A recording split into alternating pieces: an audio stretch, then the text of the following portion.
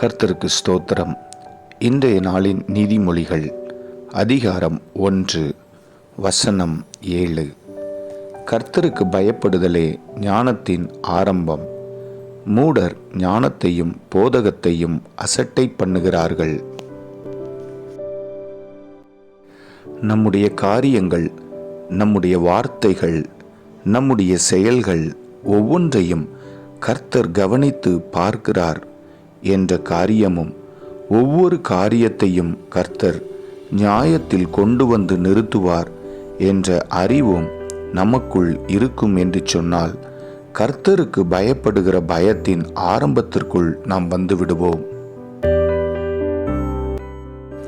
கர்த்தருக்கு பயப்படுகிற ஒவ்வொரு மனுஷனும் பொல்லாப்பை விட்டு விலகி இருக்க வேண்டும் என்று ஆண்டவர் விரும்புகிறார். யோபு பக்தனை குறித்து ஆண்டவர் கொடுக்கிற சாட்சியை நாம் அறிவோம் அல்லவா? உத்தமனும் சன்மார்க்கனும் தேவனுக்கு பயந்து பொல்லாப்புக்கு விலகுகிறவன் என்று ஆண்டவர் அவரை குறித்து சாட்சி கொடுத்தார்.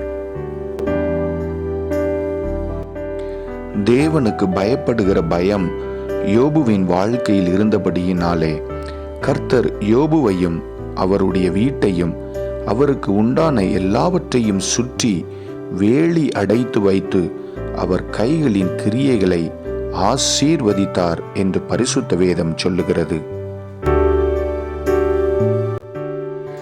இந்த நாளிலும் கர்த்தருக்கு பயந்து பொல்லாப்பை விட்டு விலக தீர்மானம் எடுப்போம். நம்மையும் நம்முடைய வீட்டையும் நமக்கு உண்டான எல்லாவற்றையும் அவர் பாதுகாத்து நமது கைகளின் கிரியைகளை ஆசீர்வதிப்பார். கர்த்தரின் கிருபை உங்களோடு கூட இருப்பதாக. ஆமென்.